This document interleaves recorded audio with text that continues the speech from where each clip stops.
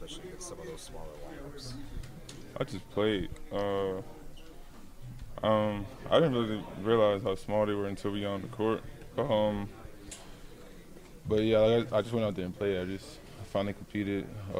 Finally got my rhythm. I think got going and things like that. So. How was it like playing with Dante? You two were on the floor together for over 14 minutes without a break. Just what was it like? What's it like playing with him, and maybe how does he make the game easy? Yeah, he's another energy guy, so it's definitely easy to play with. Unselfish, looking to attack and make for others. So it's kind of easy when you have another guy like that on the floor. So it's definitely fun, and then being able to communicate with him and being on the same page is definitely cool as well. You guys defensively held them under 100 points tonight. It seemed like you guys have been trying to regain some of that identity on the defensive end. What was different tonight for you guys? We finally locked in. I think now it's time to carry it over. I think that's something that Coach has been harping over for the last couple of weeks now. I think we're in Game 7, going into Game 7 now. And it's kind of like something that's kind of time to have some urgency with that. So I think I think we all just finally locked in, and it started with tonight, and had to have it go over to the next few games, but obviously one game at a time.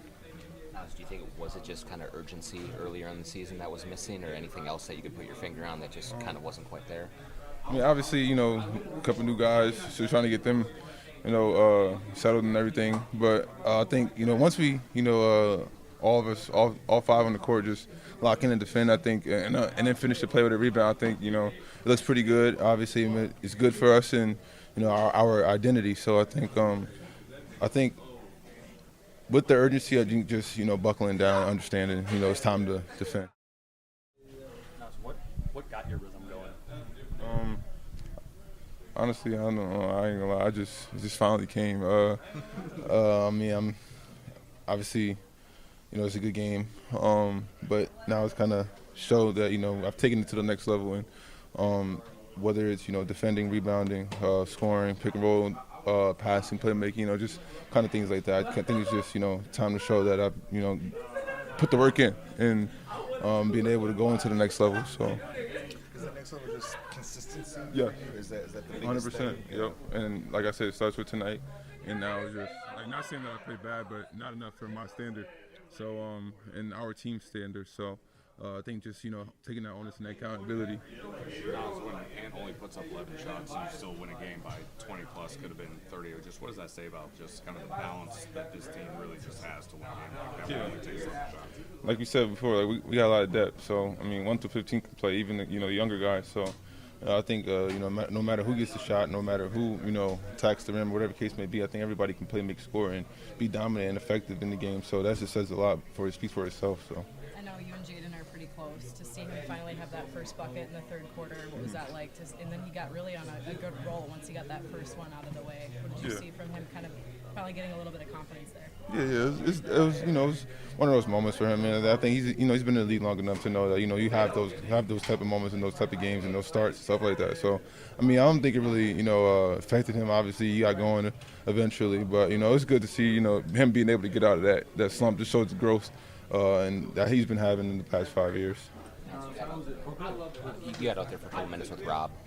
Just what kind of fun can that two-man game be when you guys get going? I was trying to get him to score, but he's playmaking and ended up getting me a 3, so that was dope. But yeah, it's fun, especially when you got a younger guy. You get to show that you've been in those shoes before too, and you kind of get to teach rather than learn in that situation. But it's dope, man. Especially I want to be able to get a chance to play with TJ a little bit as well. So man, those moments are always fun. Like I said before, I was a rookie at one time too before, so it's definitely fun.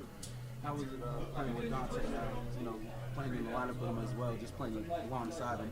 Yeah, it's dope. He's a guy who can score. He's a brilliant playmaker. He's an energy guy. So kind of similar to me, it's a smaller body, I would say. So it's definitely cool to play with another unselfish guy as well. How do you feel when you go for 14 minutes without a sub? That's kind of becoming the norm. So just going out there and competing, that shows something. I'm doing something right. So I just got to keep doing it and stay consistent with it. Now, Josh's Ray kind of reminds me of yours a couple of years ago. Have you been in his ear at all, like talking to him? That you can share? What does that look like? Just stay ready. That's like the biggest thing, is to stay ready. I mean, like you said, I've been in those shoes before. Never know when your name's going to be called, so just staying ready and, always understanding, like, the situation is huge. So whatever the case may be, it's San Antonio game. He didn't even know he was going to play. So just staying ready and staying locked in and engaged and knowing, like, the situation, plays, whatever the case may be, position, whatever. Yo, Hardy's.